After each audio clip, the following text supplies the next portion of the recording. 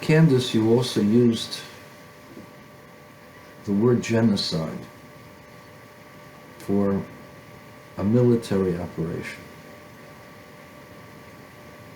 I don't know where you got that from.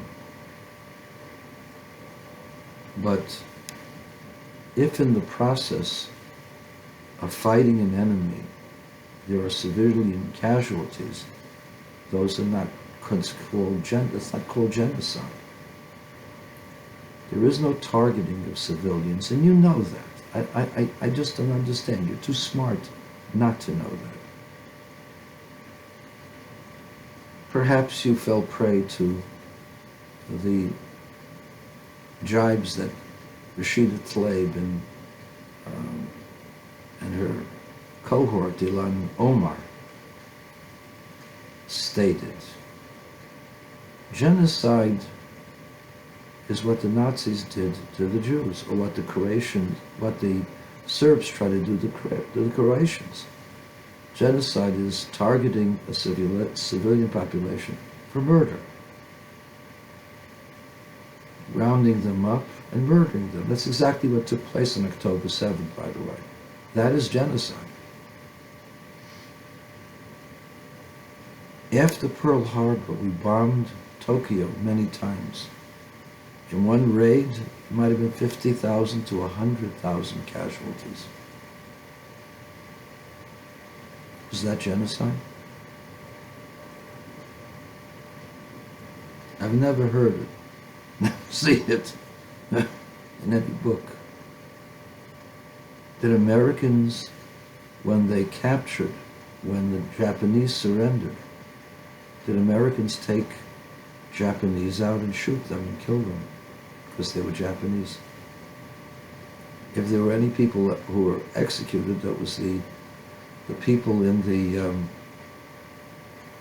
the government that started the war and who initiated policies that caused the death of many POWs. The Japanese were brutal to POWs, and there were orders given on high. Those people probably were punished severely. But no American GI went to the streets of Tokyo or Yokohama or any of the great cities of Japan, started shooting them out. In my father's city, they started shooting them out on the day that they invaded Poland. My father saw this.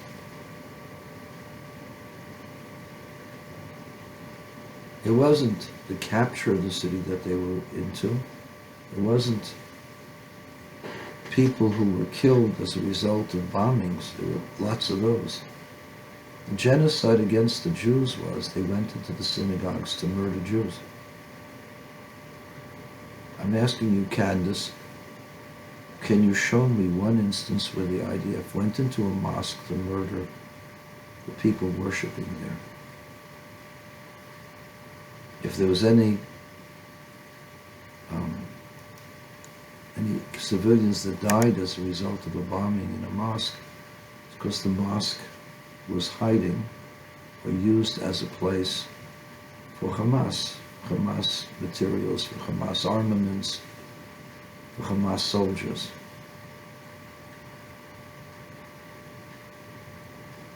This is not genocide.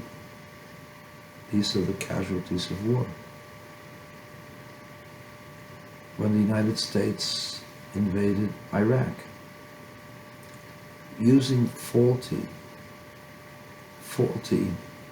intelligence regarding Saddam Hussein's capabilities. There were, unfortunately, places of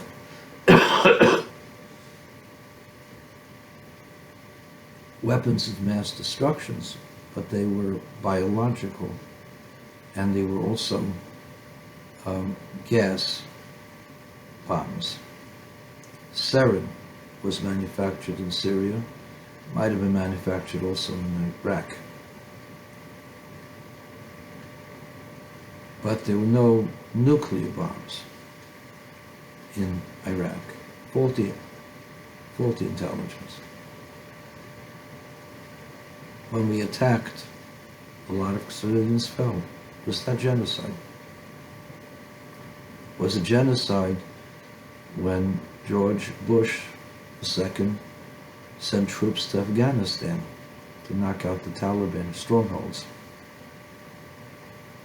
In one instance, there were about 10,000 casualties in a city called Mosul. Was that genocide? The answer, of course, is no. Those were legitimate military targets, and they had to get rid of the infrastructure or where the people were holed up so they wouldn't have greater casualties of their soldiers. It was most unfortunate, but it wasn't genocide. There, Rashida Tlaib plays the genocide card. Candace, you're bright enough to ask the questions and know the following. There were 400,000 Arabs living in the Gaza Strip in 1967. Today there are 2 million. I ask you where the genocide is. In 1939 there were close to 20 million Jews around the world. By 1945 that figure was closer to 13 million. I know they say 6 million, but it's closer to 7 million Jews died. One way or another, 6 million were murdered. Another million died of hunger or other ways. And that number has remained between 13 million down to 11 million, up to 50 million for the last 77 years. So we Jews have not quadrupled in our numbers. We're about the same numbers as we were after the war. We're not the same number as we were before the war. Why aren't we greater in number? Because there was genocide. They targeted Jews and they killed more than a third of our people. Nobody targeted the Arabs in Gaza, and that's why there are 2 million of them now. Why are they in Gaza? Why aren't they in Amman, or Cairo, or Riyadh, or Damascus,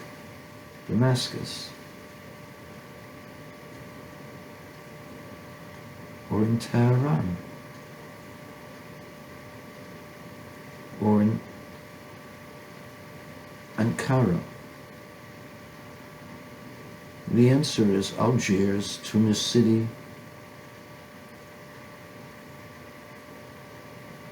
Why aren't they in Morocco? The answer is they're not wanted by their brothers elsewhere.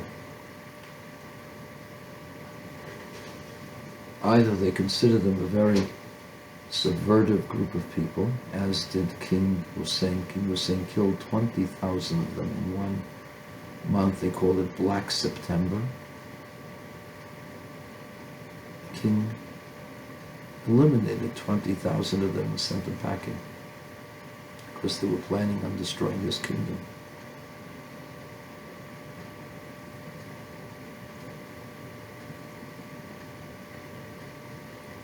The answer why there are 2 million of them in Gaza is because the Arabs want them to be a problem for Israel.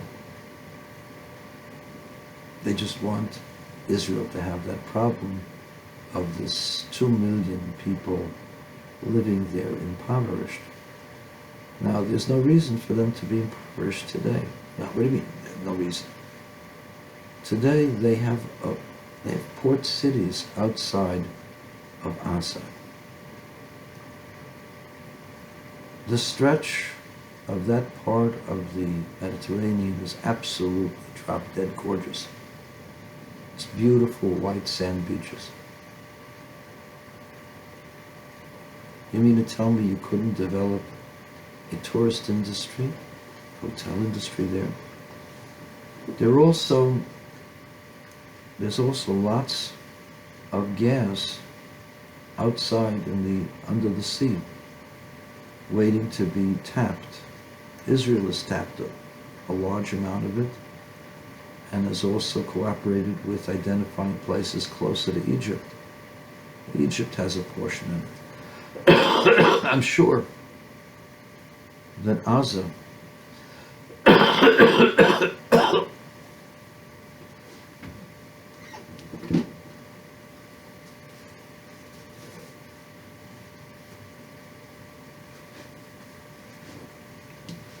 Gaza can have a portion of that gas money. I'm sure that it's been offered for peace. There's no reason for them to be impoverished. There's gas for energy, for export. There's some of the most beautiful beaches on earth that can be developed tourism. In fact, the Hamas people luxuriated on the coast for all of these years at the expense of their impoverished, foolish neighbors who entrusted them with the monies that they stole. So Candace, I ask you, how could this be genocide if there are 4 times as many people living in Gaza now than there were, or 5 times as many as there were in 1967? Does that make sense? Where's the genocide? We, Jews, suffer genocide. We haven't made up those numbers. How could the residents of Gaza be suffering from genocide? And a legitimate military target which has collateral damage is not considered genocide. And among all of the industrialized nations, and all the democratic nations, there's not a single nation that has gone to the extent of protecting civilians. Civilians who, by the way, hate us. Civilians who overwhelmingly voted for Hamas and believe in Hamas and believe that the murder of Jews is okay. How many things that we have done, that Israel has done, to notify, to ameliorate the situation. Our job is not to bring water pipelines, although there were water pipelines, and the gas for electricity was refused. They offered gas for electricity for the hospitals, and they were refused by Hamas. Candace, I can't believe that you fall in traps to that. I know that you're better than that, and that somehow or other you've associated what's going on in Gaza with something else, some other parallel in history.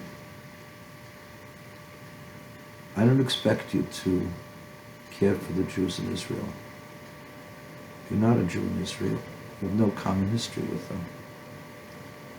I only ask that you be fair and accurate. You're not an anti-Semite, but your mistakes can be interpreted as such. And I hope that you can learn from those mistakes. I don't want to see you off the air. I think that you're a breath of fresh air, clear, you're articulate, you have very, very good principles behind you. Just certain areas in the Israeli-Arab conflict that are inaccurate, that you fall prey to superficialities and smear tactics. And by the way, the only place where there's apartheid is in Arab areas. You can't be Jewish and live in an Arab area without fear of being killed, as I told you. And any Arab who would sell me their land will also be killed. That's the unfortunate truth of this. And I'm sorry that you haven't learned that by now.